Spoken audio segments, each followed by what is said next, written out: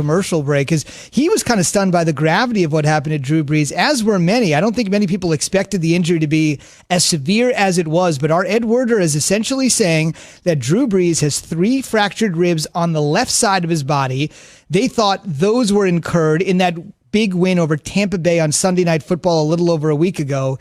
And then 2 on the right side of his body. Those were suffered in the win against San Francisco on Sunday. So that's 5 rib injuries plus that. Is that a slab? Possibly. What's that? Is that a slab or half a slab? Dry rubber. Saucy. That's a half a slab. So we got 5 injured ribs, and the 2 on his right side suffered on Sunday might have also punctured Brees' lung. So we've got rib injuries, a punctured lung. He's out for the moment. It's time for Straight Talk, brought to you by Straight Talk Wireless. Key is watching the play with Kentavia Street just laying down on Brees late in the second quarter. Drew was somehow able to finish off the half. He said he didn't have the energy to do it, but he had to do it for his teammates. Here's Sean Payton essentially saying with the 2 guys he's got left, Jameis and the guy that can be a little bit of a trickery quarterback, he's fine with both of them. Look, both he and Taysom have a good feel of what we're trying to do. They pick things up. And, I feel like it's a good room.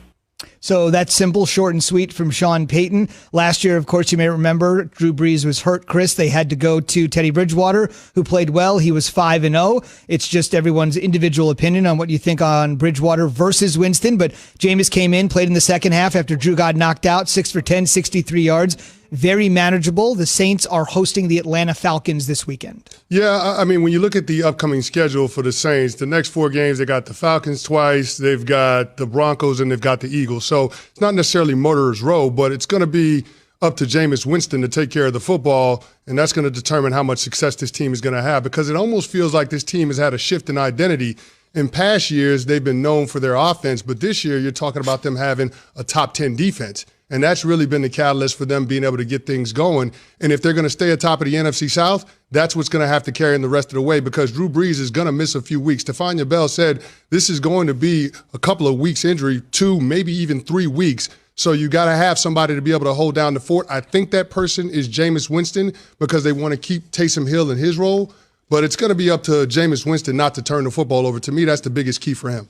Well, I think Chris is on to something there. When you look at the defense, when they went off and they won the Super Bowl, they was one of the highest-rated defenses in the league in terms of turnover margin. They created a lot of turnovers. They created a lot of havoc. It wasn't a shutdown defense, but when you look at them and you look at Jameis Winston, one of the reasons that Sean Payton went and got Jameis is for this reason here. He knew he was going to lose out on Teddy Bridgewater, but he needed a guy just in case Drew Brees was to miss some time that could kind of just step in and he could control the turnover deal. I know everybody points and they look at the turnovers and they go 30 interceptions and however many fumbles. Jameis Winston, oh my God, what a disaster. Yeah, if you allow him to do that. If I'm having him drop back and throw the ball 40 times a game and 50 times a game, you're going to get turnovers for him, because that is what Bruce Arians and the Tampa Bay Buccaneers offense allowed him to do. Sean Payton is not going to allow him to trick off their season by doing that. He's going to keep him right in that little box, much like he did with Teddy Bridgewater. They went 5-0 with Teddy Bridgewater. All Teddy did was hand the ball off, a couple throws here and there. They played defense. They got in the game, and they got out with a W. And as you look at that schedule, when you talk about the Atlanta Falcons of the world, seeing them twice, you start to say, okay, he can hold it down. The Philadelphia Eagles, can he beat Carson Wentz? Absolutely. Carson Wentz will help New Orleans. He'll help them beat them. So when you start to look at that, you're like, okay, if Drew Brees is 2 to 3 weeks out, let's say it's 4, for instance. You got the Falcons, the Broncos, the Falcons again, then the Eagles before you see the Chiefs in Week 15, which at that point, whether Drew Brees was playing or not, I probably would have taken the Chiefs in this one. But he certainly can hold it down for those 4 weeks. Well, here's the thing. I worry about whether or not that's something that Sean Payton can limit. Can you coach the turnovers out of Jameis Winston? Absolutely. I mean, look, no, hold on, Key. Here's the thing. We got a 5-year sample size on what Jameis Winston is. And it doesn't matter who the head coach or the offensive coordinator is. The guy gives the ball to the other team. So I know that you can do things from a play calling standpoint to try to mitigate some of that. But when it comes to Jameis Winston turning the football over, I'm not sure that even Sean Payton can keep him from doing that. No, I think Sean can, because it's all about the plays that you dial up and you design. So if you giving him 4 and 5 reads and you want him to scan the field, that's when he gets into trouble. But if you're telling him, hey, it's Michael Thomas, it's Emmanuel Sanders, if they not there, throw it in the stand. That's a different conversation opposed to I'm trying to teach you to go through your progressions on 4 and 5 reads. He's not that quarterback. No, he's a guy that you got to cut the field down in half. Especially in a new system. Yeah, that's the other part about it too.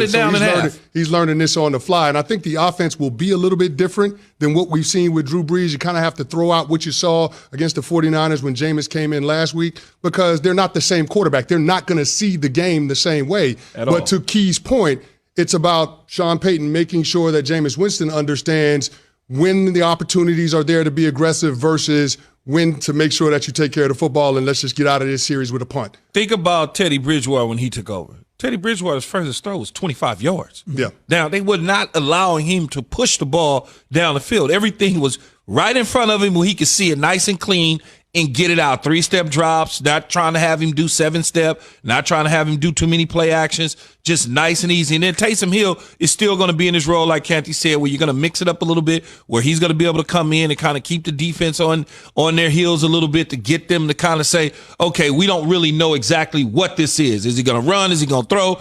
But he won't get 20 snaps at quarterback. He'll still get his usual 4 to 5 snaps at quarterback. That's just what Sean likes to do with him. But this is a huge opportunity for Jameis Winston. Like, he's fighting for his career now. He went to New Orleans to have an opportunity to learn under Sean Payton and watch Drew Brees up close to see if he can resurrect his career. But that's what's at stake for Jameis right now. This is an opportunity that nobody could foresee.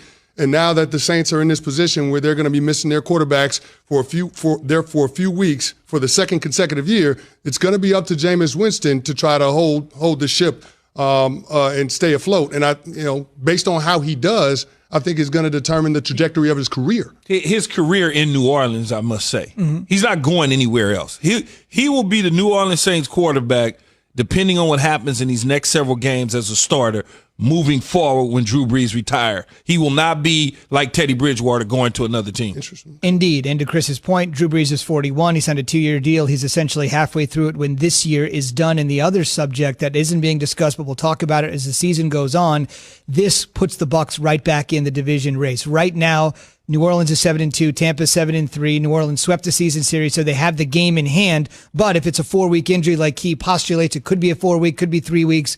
You maybe open the door. You sort of put it out there. I postulate? You postulate. You put it out there.